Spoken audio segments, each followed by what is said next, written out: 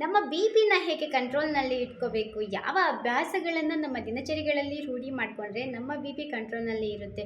ಇತ್ತೀಚೆಗೆ ಅದು ಒಂದು ದೊಡ್ಡ ಸಮಸ್ಯೆ ಆಗಿ ಹೋಗ್ಬಿಟ್ಟಿದೆ. ಸೊ ಡಾಕ್ಟರ್ ಹೇಳೋ ಪ್ರಕಾರ ಈ 5 ಅಭ್ಯಾಸಗಳನ್ನ ನಾವು ರೂಢಿ ಮಾಡಿಕೊಂಡ್ರೆ ನಮ್ಮ ಬಿಪಿ ಕಂಟ್ರೋಲಲ್ಲಿ ಇರುತ್ತೆ. ಸದ್ಯಕ್ಕೆ ನಾವು ಅದೇನು ಅಂತ ತಿಳ್ಕೊಳ್ಳೋಣ ಬನ್ನಿ. ಎಲ್ರಿಗೂ ನಮಸ್ಕಾರ. ಎಲ್ರು ಹೇಗಿದ್ದೀರಾ? ಐ ಹೋಪ್ ಎಲ್ರು ಚೆನ್ನಾಗಿದ್ದೀರಾ ಅಂತ ಅಂದ್ಕೊಂಡು ಇವತ್ತು ನಾನು ಒಂದು ಸಣ್ಣದಾಗಿ ಹೆಲ್ತ್ ಟಿಪ್ಪನ್ನು ಕೊಡೋದಕ್ಕೆ ಬಂದಿದ್ದೀನಿ.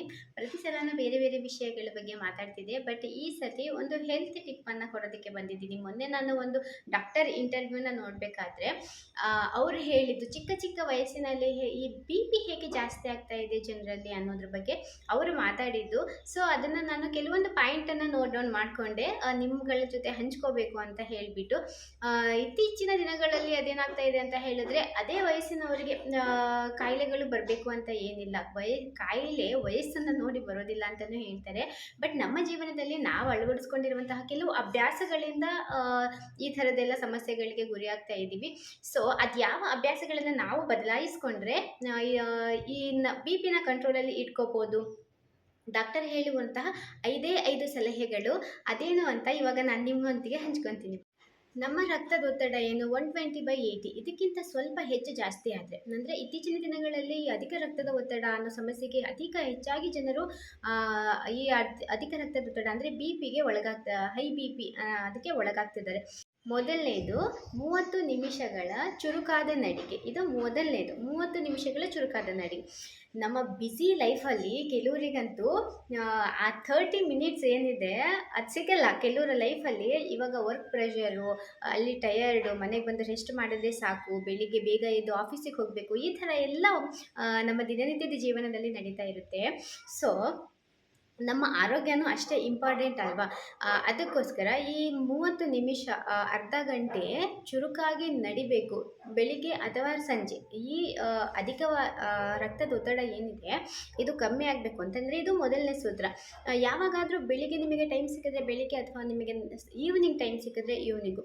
ಈ ಚುರುಕಾಗಿ ನಡೆಯೋದ್ರಿಂದ, ಈ 30 ನಿಮಿಷ ಏನು ಚುರುಕಾಗಿ ನಡೆಯೋದ್ರಿಂದ ನಮ್ಮ ಬ್ಲಡ್ ಸರ್ಕ್ಯುಲೇಷನ್ನು ಹೆಚ್ಚಾಗುತ್ತೆ, ಅಧಿಕ ರಕ್ತದೊತ್ತಡ ಕಡಿಮೆ ಆಗುತ್ತೆ, ಮತ್ತು ಇದು ಕೊಲೆಸ್ಟ್ರಾಲ್ನ ಕರಗಿಸೋದಕ್ಕೆ ಸಹಾಯ ಮಾಡುತ್ತೆ.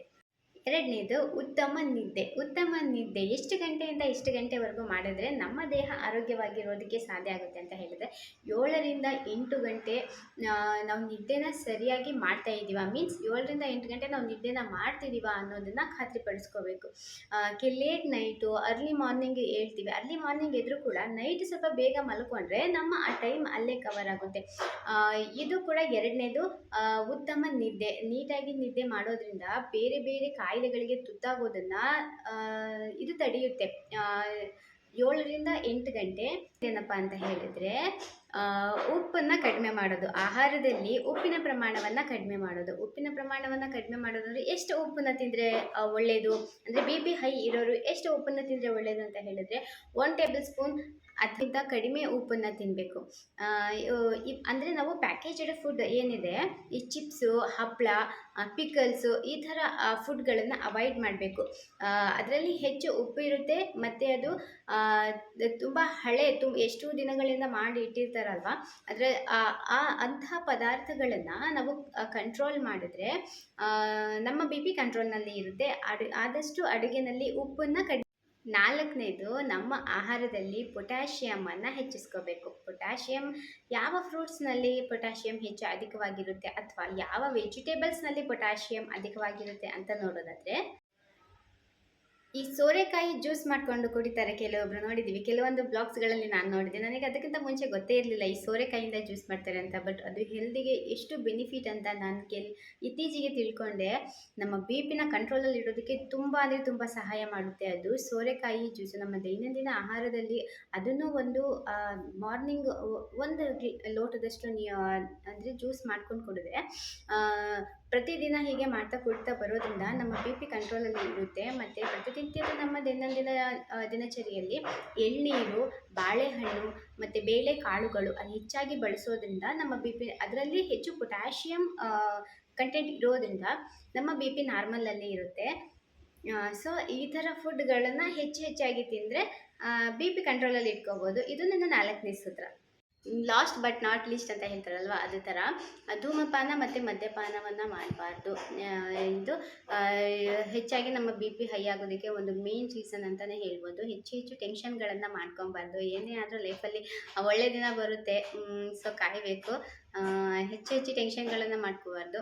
ಮತ್ತು ತಡರಾತ್ರಿ ಅಂದರೆ ನೈಟು ಓವರ್ ನೈಟು ಜಾಸ್ತಿ ಊಟವನ್ನು ಮಾಡಬಾರ್ದು. ಹಾಗೂ ನಿಮಗೆ ಜಾಸ್ತಿ ತಿನ್ನಬೇಕು ಅಂತ ಅನಿಸಿದ್ರೆ ಅದಕ್ಕಿಂತ ಮುಂಚೆ ಒಂದು ಏಲಕ್ಕಿನ ಚೆನ್ನಾಗಿ ಅಗಿದು ನುಂಗಿ ನಂತರ ಊಟ ಮಾಡಿದ್ರೆ ಅದು ನೀಟಾಗಿ ಡೈಜೆಷನ್ ಆಗುತ್ತೆ. ಅದಕ್ಕಿಂತ ಹಾಗೆ ಮಾಡ್ದಲೇ ಲೇಟ್ ನೈಟ್ ಊಟ ಮಾಡಿ, ಅಂದರೆ ಹೆಚ್ಚು ಊಟ, ಭಾರಿ ಊಟ ಅಂತ ಹೇಳಿದ್ರು ಡಾಕ್ಟರ್.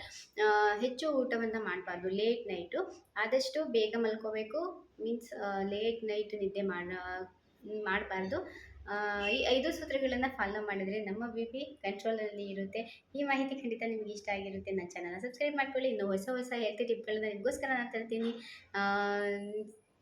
ಶೇರ್ ಮಾಡ್ಕೊಳ್ಳಿ. Thank you so much.